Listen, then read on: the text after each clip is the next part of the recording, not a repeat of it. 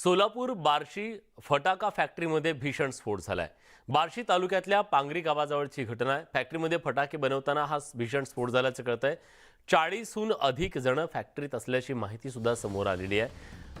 बार्शीमध्ये फटाका फॅक्टरीमध्ये हा भीषण स्फोट झाल्याच्या नंतर तिथं आग लागलेली आहे आणि बार्शीतल्या पांगरी गावाजवळची ही घटना आहे।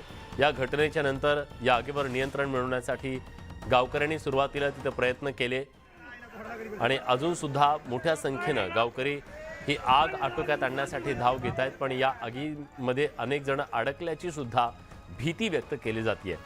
त्यामुळे किती लोक आतापर्यंत यातून बाहेर पडलेले आहेत, किती लोक अडकलेले आहेत याबद्दलचा तपशील जाणून घेण्यासाठी प्रीतम पंडित आपले प्रतिनिधी आहेत, आपण त्यांच्याकडे जाऊया। प्रीतम, ही आग नेमकी कशामुळे लागली, आताची स्थिती काय आहे, लोकांना बाहेर काढण्यात यश आलं का?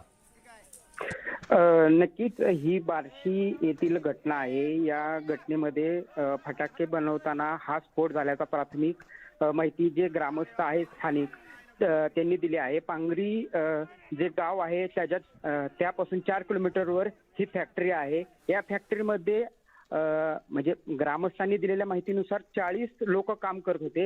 हे 40ही लोक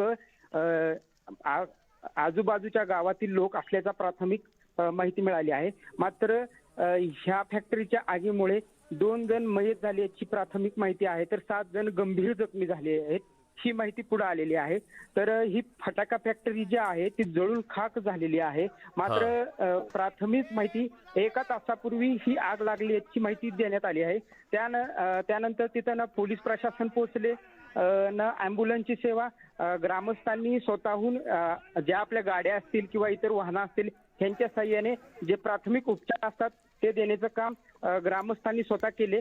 त्यामुळे आता ही जी आग आहे ती आता आटोक्यात आणण्यासाठी अग्निशमक दलाच्या ज्या गाड्या आहेत त्या घटनास्थळी पोहोचल्या आहेत।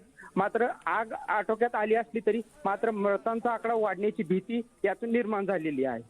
धन्यवाद प्रीतम, तुम्ही दिलेल्या सगळ्या सविस्तर माहितीबद्दल। या आगीच्या संदर्भात स्थानिकांनी तिथं काही प्रतिक्रिया व्यक्त केलेल्या आहेत, जाणून घेऊयात त्यांचं काय म्हणणं होतं। तर रोडवर उभा होता आम्ही बाहेर 3 किलोमीटरच्या आसपास आम्ही तर म्हणले जेव्हा वरी लोट दिसला आगीचा आणि धुराचा तेव्हा बघितलं की असं कळलं की अंदाजे तिकडे स्फोट झाला आणि जोरदार आवाज येत होता। आवाज चालू झाला आम्ही 2-3 मित्रांनी गाड्या काढून इथं आल्यानंतर तिकडे बघितलं की पलीकडे त्या ऊसामध्ये 2-3 महिला पडलेल्या होत्या आणि ते कोण आहेत ती काय ओळखू येत नाहीत। त्यानंतर आम्ही इकडं आत शिरलो, गाडीला, ॲम्ब्युलन्सला आणि police station, Pangri police station आणि 108 सर्व्हिसला आम्ही कमीत कमी 1 तास फोन करत होतो। कुठल्याही प्रकारची गाडी इथं वेळेत पोहोचली नाही। 1 तास आम्ही इथं परिश्रम केलं, सगळा राडा उठला होता। काय पोरांनी काय गावातल्या लोकांनी इथं मदत केलेली आहे, बाजूला घेतलेल्या लोकांना जे अति गंभीर होती लोक त्यांना लगेच तात्काळ दवाखान्यात पाठवलेलं आहे इथं। आणि साधारणपणे कमीत कमी अजून 10 ते 12 आम्हाला तर अंदाज आहे कमीत कमी 10 लोक इथं होती कामाला।